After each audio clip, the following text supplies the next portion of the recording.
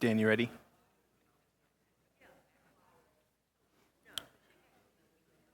You ready, Sean? Welcome, everybody. Welcome this morning. It's just about 10 o'clock for our first session of this semester's Underground Seminary. Today, we'll do some preface, because you won't be expected to read anything today, or have anything read today out of the Bondi book. So we'll kind of walk through why this book is important to me and why I wanted to bring it here for these sessions and how it connects, particularly to our Christian life today. We'll talk a little bit about the late antiquity period and why that's important for us today. We'll talk a little bit about just some setup for this book. Also, work through some logistics today to make sure that we're all on the same page as we move forward through the weeks.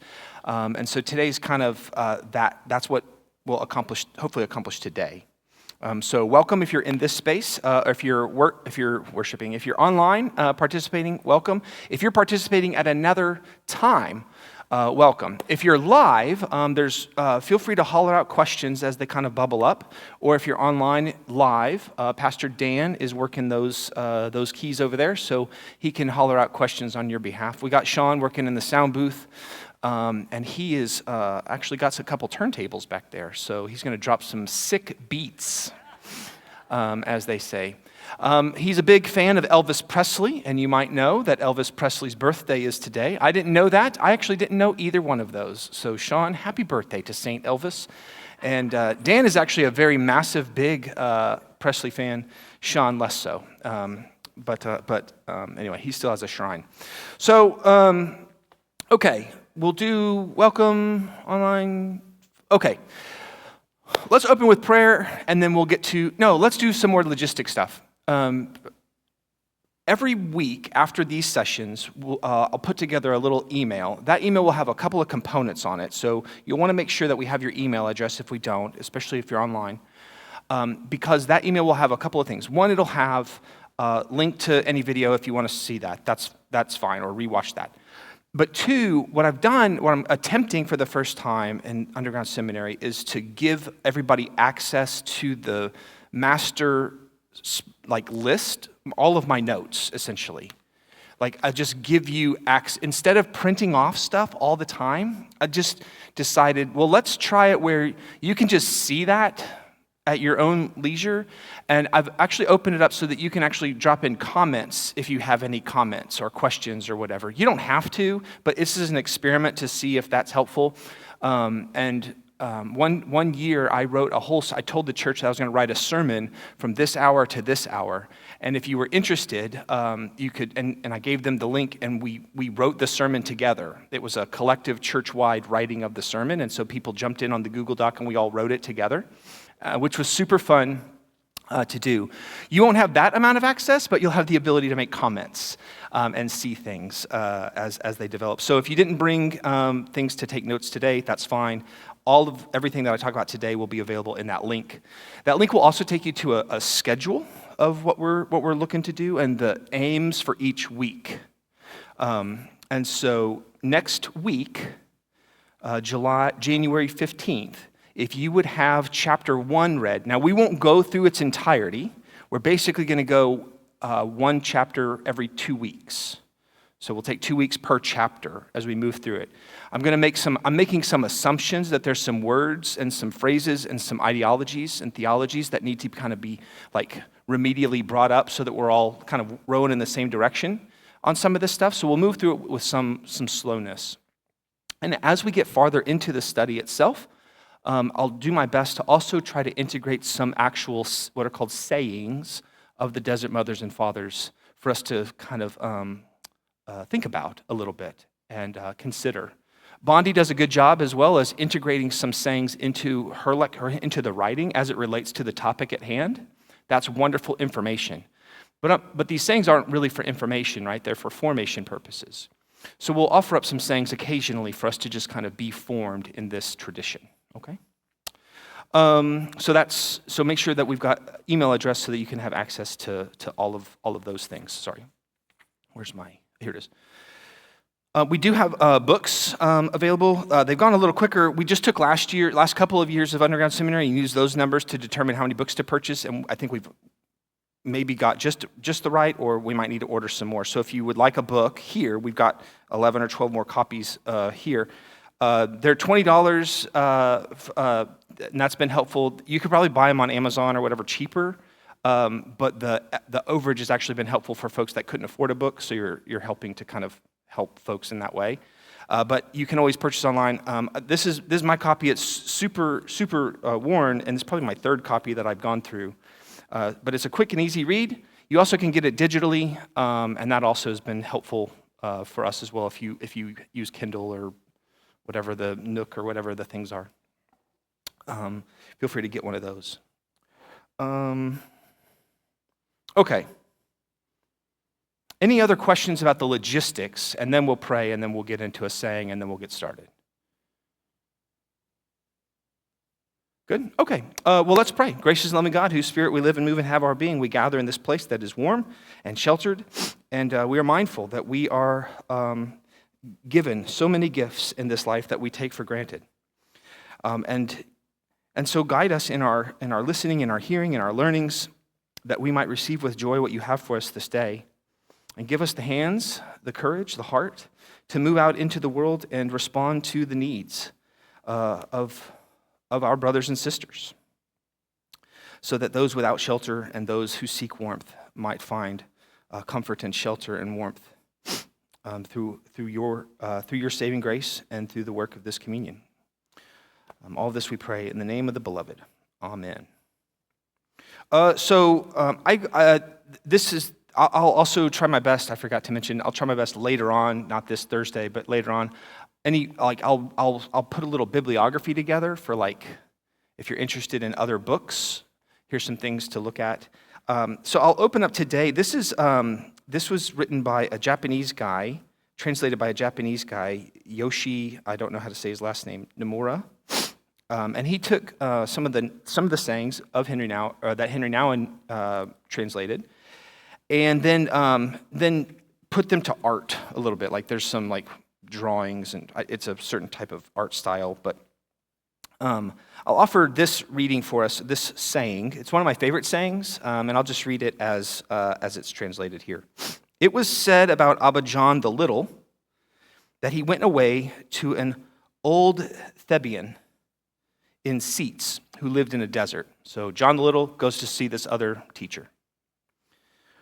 One day, this Abba took a piece of dry wood and planted it and told John the Little, I want you to water this every day with a bottle of water until it bears fruit.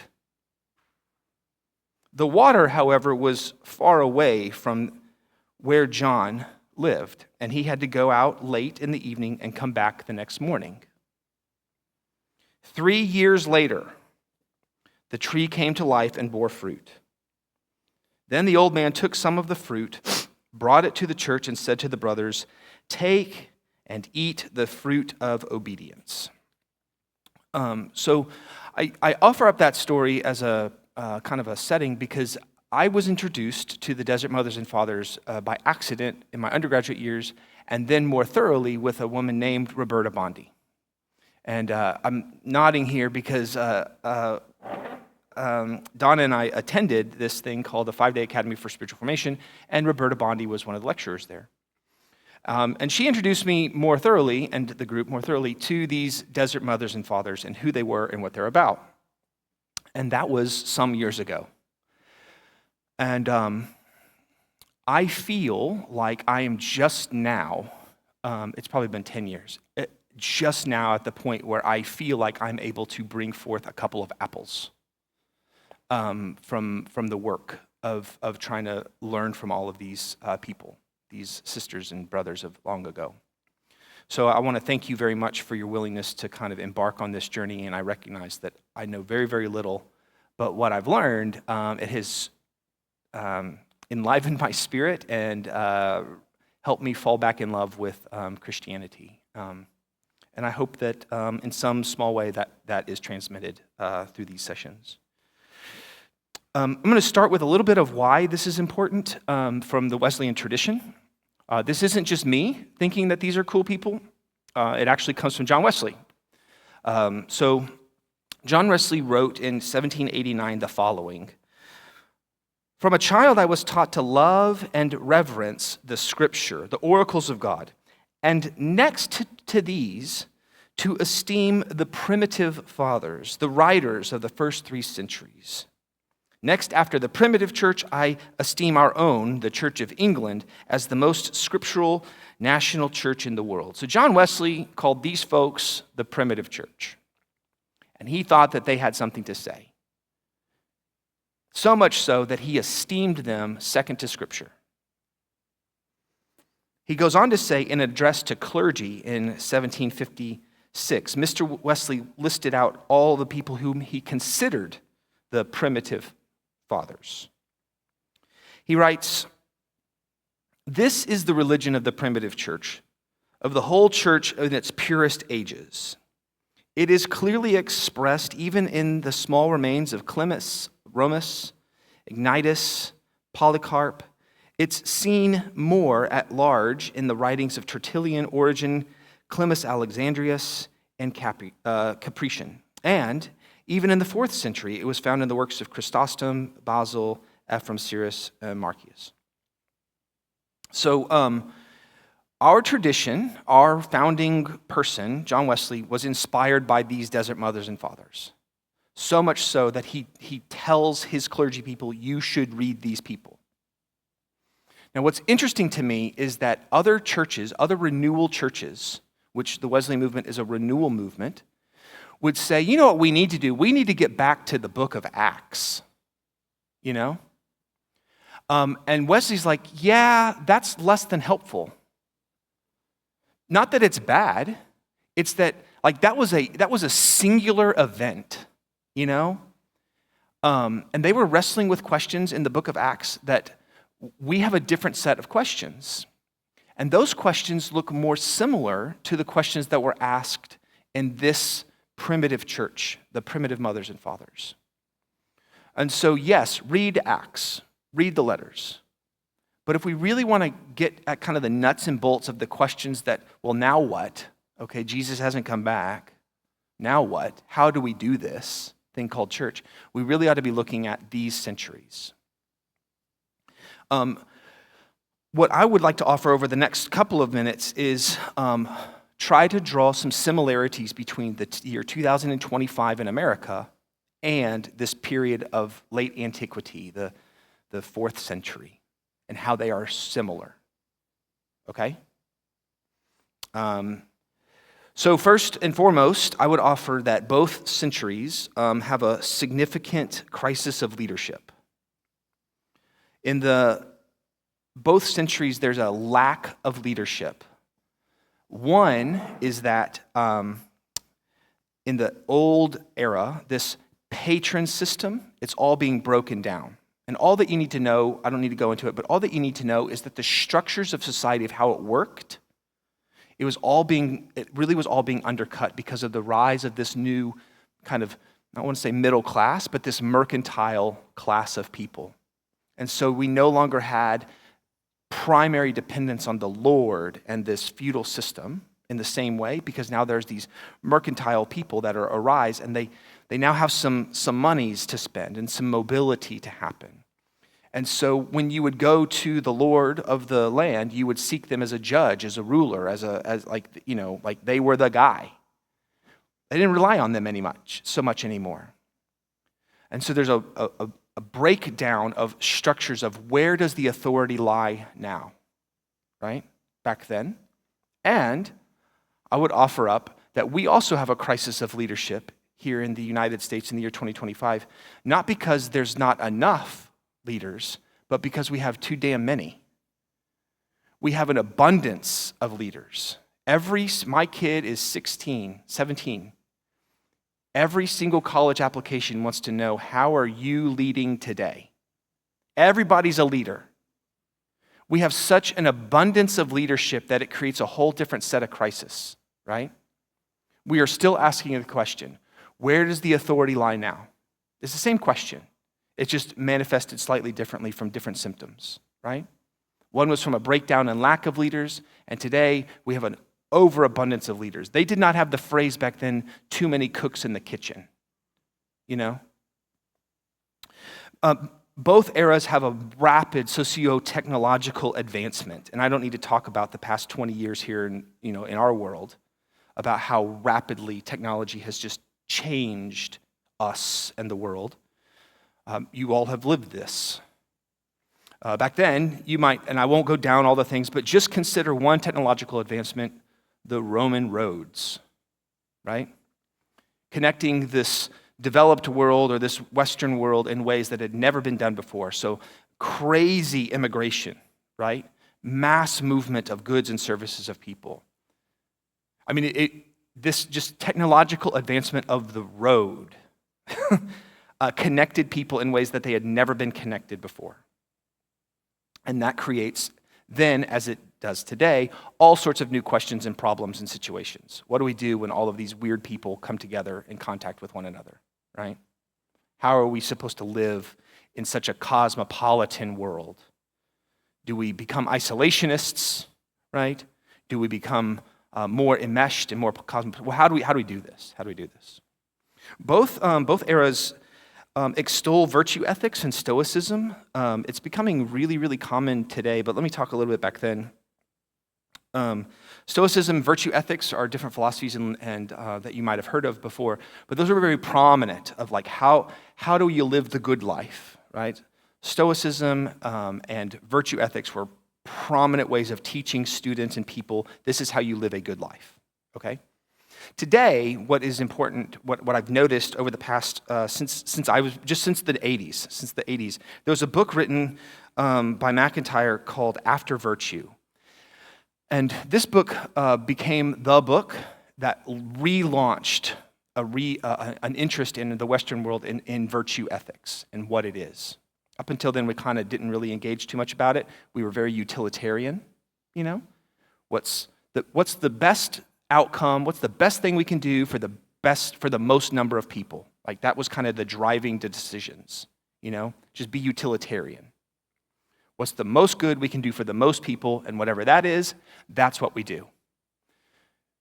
That sort of way of thinking could also permit terrible, terrible things, right? It's good for this church. It's good for all of these for this church to grow and grow and grow. And sure, it might hurt a couple of people that I'll lie to and I'll extort, but it's doing the most good for the most people, right? So your own virtuous ethics can be kind of cast aside for utilitarian purposes. McIntyre writes this book After Virtue, and it relaunches a Western, particularly in the United States, rediscovery of virtue ethics and why it's important. And to this day, now you have people like Ryan Holiday, a guy named Tim Ferriss, even Arianna Huffington are all about virtue ethics. They're like reinserting it into the culture. I don't know if you've even come across as of late something called trad wives. Social media influencers, this trad, T-R-A-D, hashtag trad or whatever. It's this trad influence. It's this way of like hearkening back to olden ways in which to do things and bringing them to this way of kind of being is reasserting itself again. They're very, very similar, these things. You'll want to also note that the Stoics engaged in very logical practices. One way that differentiates the Stoics from the desert people, the Stoics, they were very logical. You would do something because it made all sorts of logical sense, right? The desert people did a lot of illogical things. He literally, the story goes, watered a dead piece of wood in the ground for 3 years based on water that was a half a day's journey away. You know, like that doesn't make any sense. There's not a lot of logic that's held to that, right? There's a difference between living your life where you can kind of rationally, right? Whenever somebody gets like crazy or out of, we say, hey, just be rational here. Let's be rational here, right? It's kind of Stoics' way. We should be rational.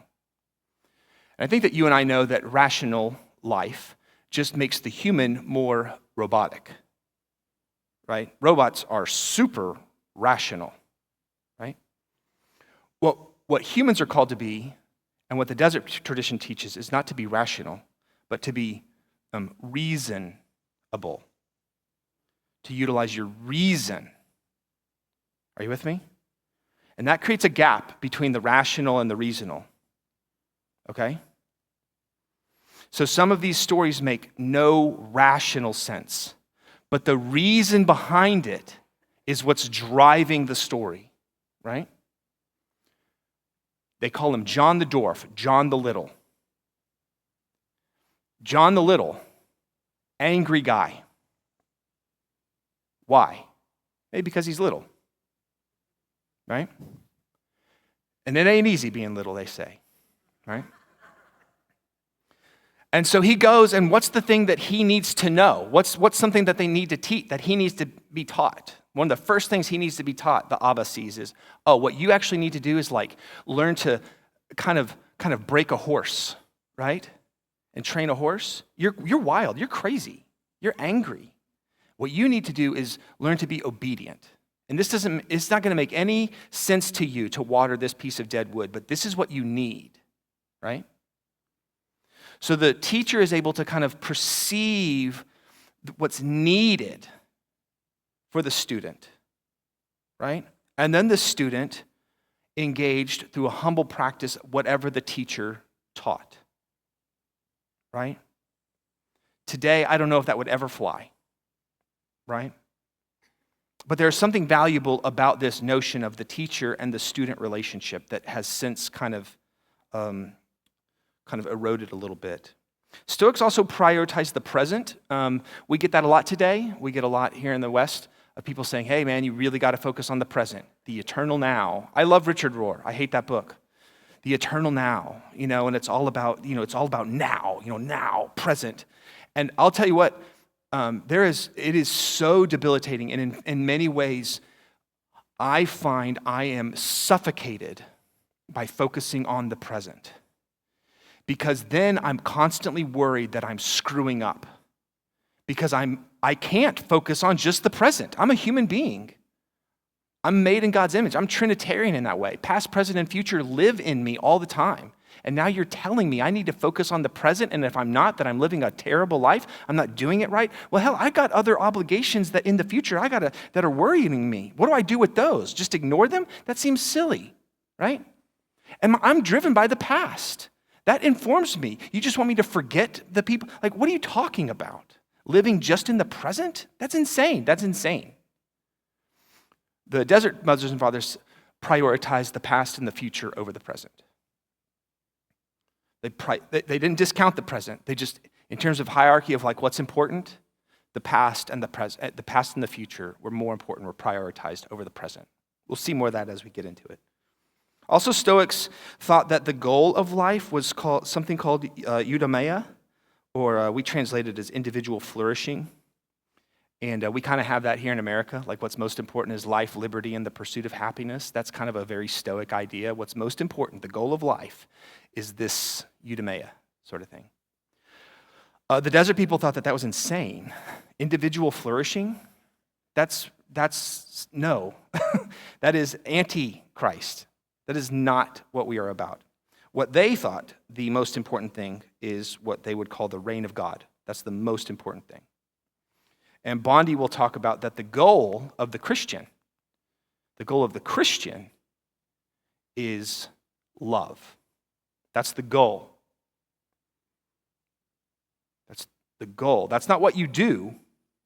That's what you hope you hit, right? When I play soccer, the goal is over there. It's a metal bar. I play with a ball. I don't play with the goal, right? The goal is not what you do. The goal is what you hope to hit. So you might think you're doing something that you think is kind and loving, and it's not, right? Are you with me? So love is the goal. Love isn't the means by which you do things. So the Stoics and the desert people had different kind of end goals, and therefore So you see this divergence. So I find the Stoic life really, really disappointing and lacking, and therefore the desert tradition is much more interesting to me. I'll continue. The inversion of ecclesial privilege. So this is also notable that back then, the church was down here, kind of nothing, underprivileged. And then the Edict of Milan happens, and then Christianity moves from an unprivileged position in society to a privileged position in society. It becomes kind of the religion of Caesar, right? Almost a state religion, right? And for a long time, the West, Christians had this privileged position in the West of being kind of the preferred, the de facto, the default church, right? In society. When you go to Home Depot in the middle of September, they're not setting up Hanukkah stuff, right? They're setting up Christian stuff because we have a privileged position in society, okay? Now, we are experiencing the exact opposite. This is why many of my conservative sisters and brothers are freaking out, right? 10 years ago, war on Christmas, all that crap, right? Is all a recognition that Christianity is moving from a privileged position, right, to one of many positions. There's no war on Christmas. It's just moving from a privileged position, right, the default, to one of many. And so while the desert mothers and fathers move from underprivileged to privileged, we're moving from privileged to underprivileged. Are you with me? There's an inversion. So if you want to learn how to be a Christian in a society that is underprivileges or doesn't privilege Christianity, then you probably shouldn't be looking to John Wesley, right? Perhaps we should look to the desert mothers and fathers who were the last to live as Christians in an underprivileged way. Does that make sense? The last thing I want to highlight in terms of parallels between then and now is the emphasis on withdrawal of society. Some years ago, there was a book that came out called The Benedict Option. Anybody ever heard of this? It's a Benedict Option, Rod Dreyer, and that's a really great last name for how boring that book was. But his when he noticed that this kind of movement of Christianity from a privilege to one of many, he thinks what we need to do is do the Benedict Option. And that is to withdraw from society, and Christians need to make their own communities of like-mindedness, set up our own schools, set up our own infrastructure, do homeschooling, do all the thing, withdraw from society, weather this storm of whatever the world is, and then we'll emerge stronger as Christians. Benedict Option. There's also this notion, and that sounds stupid to me. That sounds insane. But I don't know if you know this or not, you're already doing this, not with Christianity, but you're just doing it, it's happening. There's another book called The Big Sort. Has anybody heard of this book? It's talking about American society. You and I, we choose where we're going to live, and we're self-sorting. We're moving to places of like-minded communities all the time. There's less purple counties, if you will, than there ever have been. And we're continuing to opt to move towards places of like-minded communities. Even the phrase like-minded communities is bonkers, right? We want to be around like-minded people, people that are like us. And the more and more we do that across America, we can talk about gerrymandering and all that stuff, but the reality is we're self-sorting. So much so that your neighbor probably shares so many more of your interests and your views than they used to back in the 1960s. We are doing this. We're not doing the Dreyer thing with Christian communities. We're just doing it as a nation. Because the schools are better or whatever. Whatever. We all have our rationalizings, right? But the desert mothers and fathers weren't ever trying to withdraw out of some fear or some corruption of society, like we're doing with the Big Sort or the Benedict Option, right? There's some sort of evil out there, or there's some sort of corruption in this community or in this world, and so we're going to withdraw from all that corruption. The desert mothers and fathers actually said, oh my gosh, do you know where the corruption is? It's in the desert. That's where the demons lived. I read that in the Bible. That's where Jesus encounters the demons and the corruption. We should go live there. That's where we need to go.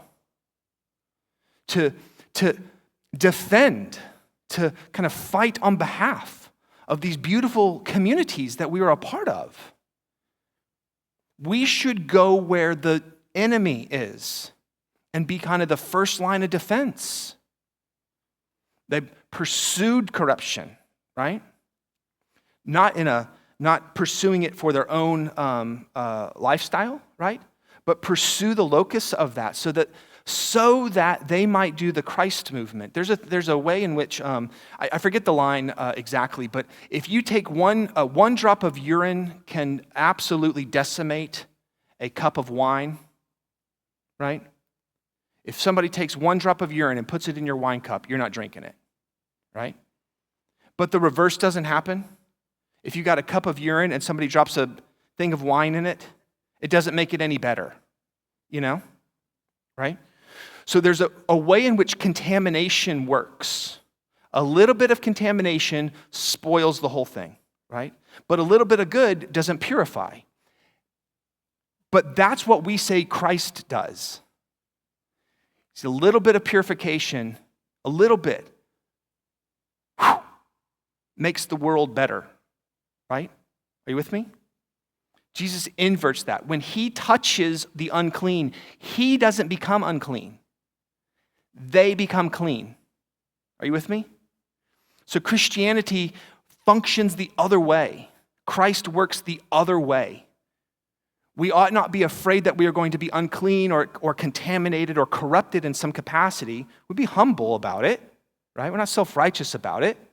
But we're aware that Christ, it's not me that lives, but Christ that lives in me. And the Christ that lives in me enters into the corruption of the world, in the darkness of hearts, in the unclean spirits, right? And from there, hearts are purified, hearts turn, demons are cast out, all the things. Are you with me? It is an inversion. The desert people withdrew not to run away, but to confront. Are you with me? I find that incredibly compelling because I am surrounded by a culture that sees unclean, corrupt, and dirty. I don't want anything to do with it. I just wash my hands of it, right?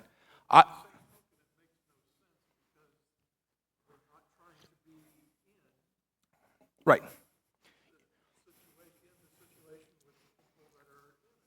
Yeah, it doesn't make sense, but that's kind of the point, right? It's not rational, right, to do this. It's not rational to do this Jesus thing. It's not rational, but it's reasonable, right? The reasonability to do this is actually to do something different, right? So I find all of that incredibly compelling, personally.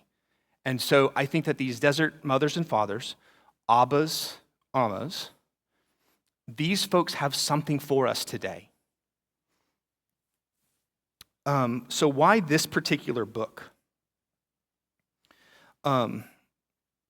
This is kind of an introduction to the desert mothers and fathers, this book. It's pretty easy to read, I think. It's deceptively dense. You'll move through it and you're like, oh, wow, the print's really small. The margins are real narrow. But there's 1,202 sayings of the desert mothers and fathers by 27 Abbas and 3 Ammas. Obviously, there's more of them that existed but have been lost to time, right? Those groupings are put into different books. That's what some of these books are. Those sayings, and they're called the sayings, have these different themes. And if you take these 1,200 sayings and kind of group them into major themes, these are the themes that I'm suggesting all of these sayings fall into. Love, passions, discernment, humility, and Hezekiah. Okay? I'll talk about each of those very quickly, and then we'll talk about why this particular book and what Bondi's attempting to do, okay? So you take all these sayings, and what are the major themes? The first theme that I would argue is that love. Love is a major theme in these stories. And you need to know that when you're reading these stories, otherwise they're going to be really, really weird, and they're not going to make a lot of rational sense. Because love is the goal of the thing. It's not the destination. Love isn't a destination as a goal. Love is the goal as like an aspiration, something that you live toward. Bondi gives the example of when like love is the goal in the same way that like being a doctor is the goal. At no point does a doctor say, I did it. I've arrived. I'm the doctor. You know? They always say, I'm a doctor and I practice medicine for 20 years or whatever, right? So being a doctor is the goal, right? They may occasionally be, for a moment, the doctor. Like they might actually get it right, you know? But they're not the doctor. They are in practice, and being a doctor is the goal. Being a mother is a goal, right? You might have a child, you're not instantly the mother, right? You are constantly working to figure out, how do I be a mother to this kid?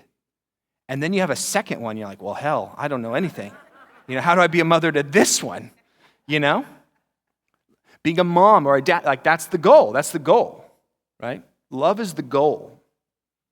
There's a story that I like. It's about eating phlegm. It goes like this. 3 elders.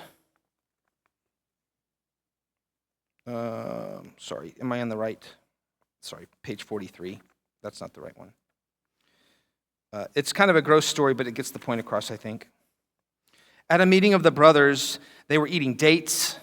One of them, who was ill from excessive fasting, so that's kind of a no-no. You ought not to be excessive fasting. They would have heard that story and be like, that brother's an idiot. Excessive fasting. This brother brought up some phlegm in a fit of coughing, and it unintentionally fell on one of the other brothers.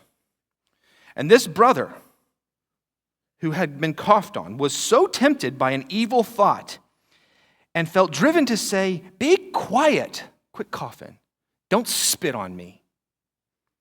So, to tame himself and restrain his own anger, he picked up what had been spat on him and put it in his mouth and swallowed it. Then he began to say to himself, if you say to your brother what will sadden him, you will still have to eat what nauseates you. Okay? Are you with me? Mm-hmm. So the one of the takeaways that as love is the goal is that he got spit up on. There's some phlegm on him. He's angry. Hey, jerk, don't spit on me. That's gross, right? If I say that to my brother, he's going to feel terrible because he knows excessive fasting is bad, it's embarrassing, and I just hawked a loogie on my mentor, right? If I say all of that to him, I will make him feel terrible, right? I'm not hitting the goal of love, but I'm pissed that he did that. But if I say those things and he feels terrible and then I walk away, I feel kind of bad. I'm going to feel bad. Have you ever said something in a fit of anger that you wish you wouldn't have? It's going to nauseate me later if I say all of these things. So what do I do? What do I do? This brother decides, I'm already going to feel sick to my stomach, kind of no matter what, with this phlegm on me or with saying harsh words to this stupid brother. So what does he choose? He chooses, the goal is love, right? If the goal is love, he then says, fine, I would prefer this type of nauseation, right? Because it stays with me, than to extend my nauseating to another, where he will feel bad also if I say these terrible things to him. Are you with me? Like many of Jesus' sayings, the desert mothers and fathers also had hyperbole in their sayings, right? If you're reading them as factuals, then you're kind of going to miss a whole lot, right? Are you with me? So when love is the goal, you're going to function in that way differently. If somebody says something to you that kind of sticks on you, right? You have the opportunity to say, oh yeah, well screw you too, and walk away and feel kind of bad. Or you can choose differently and maybe swallow your tongue, right? And you might, are you with me? And you're going to feel gross about it maybe. Man, I should have said something. But the hatred doesn't extend beyond you. Are you with me? Now, these are advanced monks, right? Who would embark upon these practices. People like you and me, that's a heavy ask. It is, right? But if that's the goal, can you scale back from that and work in that way? Are you with me? You might not be able to swallow what nauseates you, right? But could you work to keep the hatred from extending beyond the bubble of self? And maybe swallow some other things that might nauseate you. Can you do that? Yeah, Kara?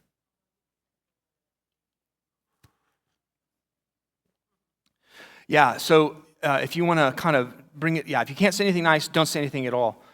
These stories speak, the first layer, you'll see that there's a lot of like externalities, but then you start to reveal and start to consider how then does it affect the individual? He still has this anger within him. He still is mad that he got spat up on and that his brother's being an idiot. What does he do with that anger? That's the question. That's the noble quest. That's the pursuit. That's the purity of heart. What do we do with that? There's another story where a monk gets really, really pissed off at all of his brothers that he lives in community with because they're all idiots. I don't know if you live with idiots, but this guy lived with a bunch of idiots, and he walks to the guy, his teacher, and he says, hey, look, I can't live with these idiots anymore. And the guy's like, fine, go away. It's like, I'm going to go live by myself. It's going to be fine. So he goes and lives by himself, and he's by himself for like a couple weeks, and he goes and he picks up a pot of water or a thing, and goes to pour it in the cup, and when he does so, it knocks the cup over, and he picks the cup back up, and he picks it, and he knocks the cup over, and he keeps doing this. He keeps unintentionally knocking the cup over. He picks the cup up and smashes it on the ground, and at that point, he realized he had messed up. And he goes back to the teacher, and he says, just want to let you know, I realized that the anger that I had for my brothers actually lives here. Because I just destroyed a cup. Would you please have me back in community so I can work on my anger within? Right? Does that make sense? So, okay. Passions. Passions are seen as distraction. So they're distractions from love. Passions are things that distract from love. They can be strong emotional things like anger or fear, but not all strong emotions are passions. Like mercy is a strong emotion, right? But that's not a passion. So anything that distracts, diverts us from love. And there are 3 different ways that people thought about passions. Some people thought that they were like demonic. If you got a passion, it's a bad thing, it needs to be eradicated. You get rid of it. Others taught that they just need to be discerned if they're helpful or not. Maybe some passions are helpful, and sometimes they're not. Still, others thought that these passions were actually a gift from God, that God gave us different passions, such as anger, so that we might use our anger towards injustice, perhaps, right? So the different teachers have different ways of how do you understand the function, or where do these passions come from? Do they need to be cut off? Do you learn from them? Do you discern them? Do you redirect them? What do you do with your anger? What do you do with your laziness? What do you do with your gluttony? What do you do with these things? Right? If you think that they just need to be cut off, then there are teachers that will teach you how to do that. If you find that to be impossible, and almost kind of dumb, as I tend to think, then there's other teachers that will teach you how to leverage those passions for the reign of God, for the pursuit of love, right? Discernment or discretion, it's probably the fattest area of all the teachings. It's the most written about, discretion, the actual discretio. And I would, it's super important, this discretion, discerning, what should I do, how should I do it? Should I eat this phlegm or not, right? There's discretion that's used there, discernment that's used there. Discretion like an artist. So the gifts of an artist, right, might come to them kind of from beyond the artist, right? The artist might be able to have some natural talents, to draw like a painting or whatever. But the inspiration for such a thing comes from beyond the artist. Are you with me? You get kind of inspired by something. And so the artist kind of needs to determine or decide or have some discernment on what inspiration is worth painting, right? And what isn't. Are you with me? So you're going to be inspired. You're going to be kind of provoked in lots of different ways. Well, what is worth pursuing for the good, for the beautiful, for the true, for the love? And what's to be discarded, even if it's a really, really strong inspiration, right? Just because it's strong doesn't mean it's good, right? So you got to have discretion. So how do we do that? Humility and obedience is kind of the next section. Humility is a huge thing. So I would offer up that humility is not false humility, which we have kind of rampant in our days. I would say that false humility is kind of this general feeling guilty about your existence. Like I just feel guilty all the time. Or I feel low, kind of some sort of low self-esteem, and I kind of humble brag my way through the world. Or you kind of move through things and you discount the work that you've done, even though it's excellent. You're like, oh, that little thing, I just, I slaved 20 hours, but I'm not going to tell anybody that I slaved 20 hours over it. I just threw this together like it's a nothing. This kind of false humility isn't what they're talking about. They always talked about, also humility today is used as kind of a manipulative self-sacrifice. I don't know if you've experienced this.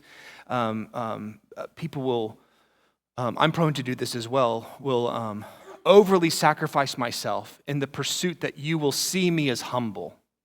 And then whenever I need something, then I can lord it over you, right? Because I've sacrificed so much. Look at all that I've done for you, jerk, right? And then whenever I need something, where are you at? That's not actual humility, right? Okay, so the humble way, or the kind of the way they thought about humility then wasn't like about thinking about yourself less or anything like that.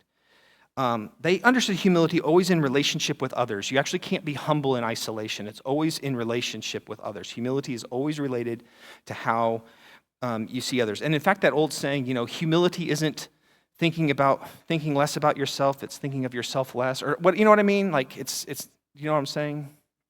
Humility isn't about thinking less of yourself, although that's often how it's communicated. From the desert tradition, if you were to say humility is thinking about yourself less, they would say, yeah, but you're still putting yourself at the center of that action. So that's not really humility, right? Regardless of the amount of you thinking of yourself, if you're still in that equation, that's actually not humility. Humility is something different. Humility is always how you see other people. It's rooted in how you see other people. Do you see other people as beautiful, beloved children of God or not? If so, you are a humble spirit. If not, you're not. Humility is always in relationship of how you see other people. Are you with me? Genuine humility accepts our human vulnerabilities and the fact that we sin, while simultaneously refusing to be so overwhelmed that it leaves us paralyzed with thoughts of inadequacy. Hezekiah is a fancy word. It's a Greek word. It's often translated, this is the kind of fifth area that these sayings focus in on. it talks about interior, it's often translated as interior silence. Interior silence. That may be, I think that that's probably, for all the different types of ways that I've seen it translated, that's probably the best. Interior silence. There's more to it than that, but it's not terrible. This interior silence is praised for aiding monks, these desert people, for prayer, decision-making, and confronting temptations. This hesychastic way of being, had some different practices. For instance, one of the hesychastic practices is that you as the practitioner, you as the monk, you as the Christian, you as the devotee, you would not look up. You would look down. In part because as you look up, there's a lot of distractions, right? A lot of passions, right? And as you look up, you kind of forget where you are, right? And you kind of go astray. So kind of in a hyperbolic sense, there's these sayings of different teachers who lived by a river but never looked up to see it, you know? And that's where we actually get the phrase navel gazers. This is hesychastic also has kind of a play on words there, where it over time it becomes kind of like a shame thing. You're just you're looking downward in prayer or over devotion, that you're only just looking at your belly button, you know. And it's kind of cast off. It's dismissed, right? As though you're doing nothing. But one might say that the hesychastic practices is the practice of doing a lot while doing nothing, right? Has anybody ever tried to live 5 minutes, 2 minutes, a minute with inner silence? I mean, that's hard to do. Today, there are studies that have shown that people would prefer to perform physical pain on themselves than sit in silence by themselves for an hour. Studies will, like, if you just zap yourself, it takes a minute off the clock, right, sort of thing. So you're in the room for 60 minutes. If you zap yourself, now you're in there for 59 minutes, 58. And people just zap the crap out of themselves just to get out of that room, right? Because when you're still and you got to deal with all the cacophony of voices that are in your body and being, it's overwhelming, right? So we stay busy. We look up and we look around for the next thing to do, right? Okay, so hesychastic practices are another kind of thing there. In these last couple of minutes, I want to just tell you why this Bondi book is important for you to read and why I chose it for this. Bondi, born in 1941, well-known historian, Desert Fathers, scholar of Christian spirituality. She introduces you to a number of concepts of the desert mothers and fathers, and some of these concepts include things like the telos. We'll talk about that later. Where am I? I'm so sorry. And how the ancients understood and practiced humility, the passions, prayer, some of the things I've already kind of mentioned. Okay. She writes this, some version of this. Many of us really, we call ourselves Christian, right? And we long to be what we call ourselves. But we can't see how to do it. I say I'm Christian. I say I'm a Christ follower. I say I follow this guy who says, take up your cross and follow me, or sell all your possessions. Like, I say that. I just can't seem to know how to do that. I want to do that. I long to do that. I just don't know how to do it, right? She writes this, how can we do this thing called Christianity in a culture that has a different set of expectations of what it means to be human? For most of us, we are surrounded by a persistent and insistent set of goals of what it means to be human that are in competition with the goal of Christianity. And because we, at best, might participate in a local church experience for 3 hours a week, 4 hours like maybe. The church as a forming body just doesn't really have the potency of hours compared to how much time you watch MSNBC or Fox News or on Facebook or whatever. Like, it's just, you and I, we're all being formed by other stories. And those other stories assume another set of goals that are often contrary to the Christian goal. So how can we be what we long to be? How can we actually be Christian in a world that has a different set of goals that bombard us? Here's some examples. When a little kid, assumes that the goal of the parent is to always be available for the child. The kid thinks, well, that's your job, Mom. That's your job, Dad. I have a need. You feel the need. That's your job. And you're a good parent if you meet my needs, right? This is a child. But how does that goal allow space for the parent to stay connected with their spouse, for instance, right? If you think being a good parent is being available to your kid and meeting their needs, then your marriage, perhaps, will atrophy because you won't spend time tending to that relationship, right? Are you with me?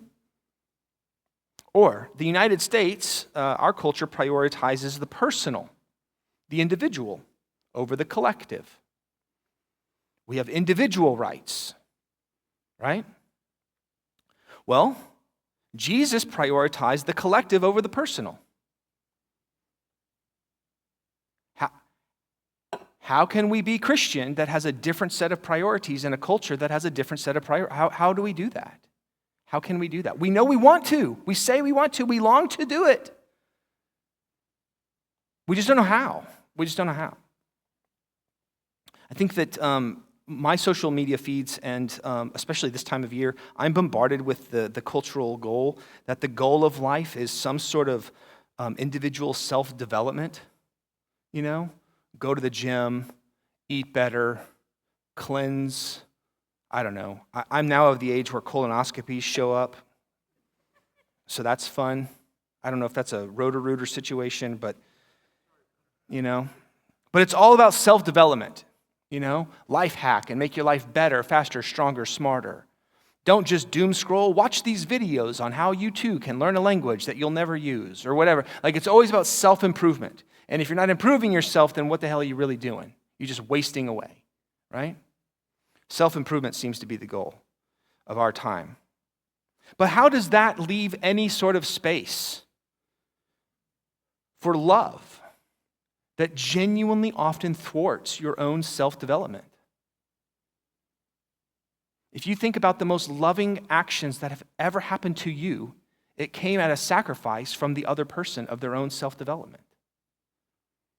Or if you think of the loving actions that you've done, they've come at a sacrifice of your own self-development. So how can we live in a world where self-development is so paramount, but we follow Christ that says that's not the goal? That's not the goal. It never was the goal. The goal is love. And oftentimes, your self-development. Sorry, kids, I can't come down and have dinner with us tonight or any night because I've got work, right? My self-development going through the roof. Love crashing. Are you with me? So Bondi helps us, I think, through these desert mothers and fathers, help us see that Christianity, we are guided by a different telos and a skopos. Again, we'll talk more about these later, than the surrounding culture. However, if the Christian, skopos and telos, if we leave this unexamined, that we're just going to fall into whatever the goals of our culture says that's the most important thing. And so you'll just do that. And it's probably super easier because we happen to be living with like-minded people who all think that it's rational for you to do the things that you're doing. We're all doing it. That doesn't mean that it's of Christ. It doesn't mean that it's Christian. It just means that we're all doing it.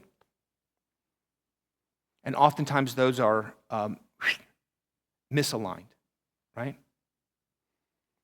I don't want to get overly political here, but I will say that I'm convinced that there were people who genuinely think that a certain leader can be elected because God demands it or requires it, right? I think that that's crazy, personally. I disagree. Any president, it doesn't matter, right? I think that that's wrong.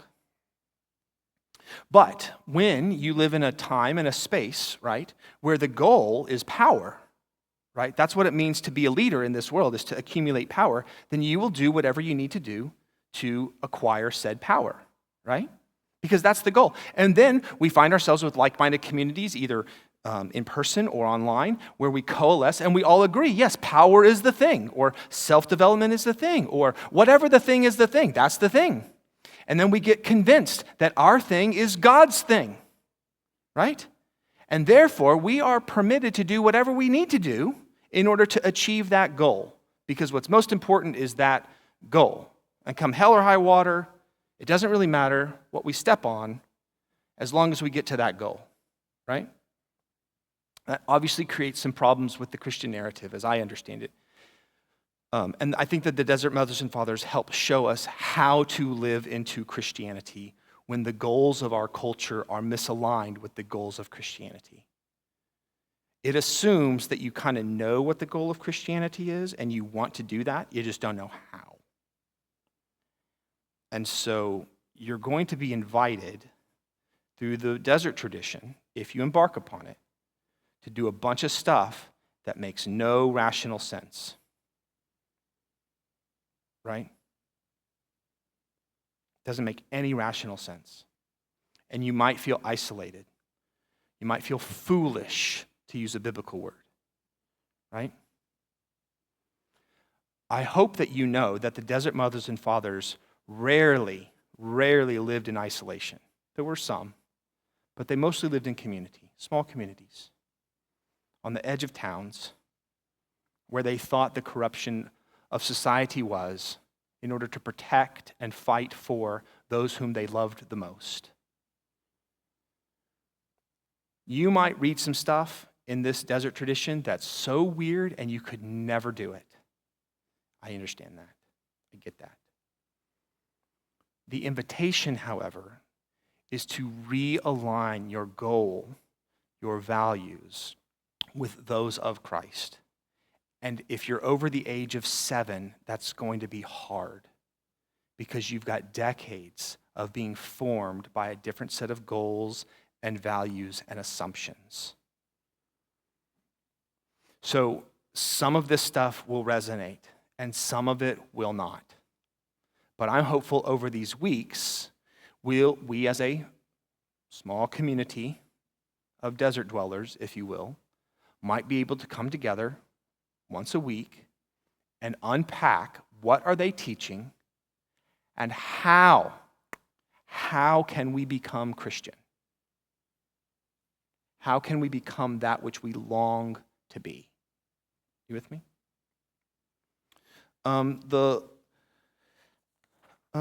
Okay. I think that's that. Next week we'll do chapter 1. What's helpful is when you read a chapter, you can read ahead if you like, but focus on the chapter and highlight the things that are of interest or of note, or that don't make any sense. And I'm even down to the words, not just I don't understand the sentence. If there's Hezekiah, I don't know what that word is. Highlight those and let's elevate those and we'll work through them together, because I just don't know the various amounts of time we're all able to invest into all of this. So I'll make sure we're all kind of moving as a herd kind of together. Some of the stuff will be easy reading, and some of it will be really, really weird. And some of the sayings that she gets into become that does not compute. But take a look. When I say chapter 1, I mean the preface, which is a page and it's one page, and the chapter called Beginnings. Beginnings. It's not that long, but it's just the beginnings. We may move through it quickly, we might not, but I want to make sure that we're all kind of moving together. Okay, I've got some other books up here if you're interested to learn more. These are the Bondi books if you'd like. They're $20 a piece, and I've got a little envelope here. If you have cash, you can do that. That's great. Some of these other books include the one I read from earlier. This is I won't do show and tell, but this is a graphic novel of St. John the Dwarf, his life. It's super fun. If you're interested more about the Desert Mothers specifically, because there's a lot about the Desert Fathers, this book by Rachel Wheeler writes a lot about the desert mothers, specifically the female influence of the desert tradition. It's super, super good.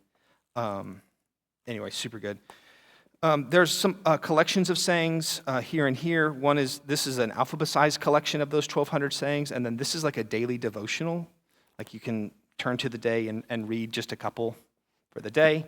And then these other 4 books are what's called the Philokalia, and I got these for Christmas, and I'm super excited, and if you want to talk more about them, I will later. But the Philokalia consists of all of these sayings and teachings, not just the sayings, but all these teachings from these centuries that we're talking about, the Philokalia.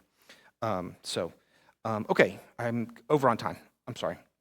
Are we kind of clear on where we're going as a group? Super? Okay, any questions, comments, concerns, shenanigans? Okay, well, amen and amen. Thanks.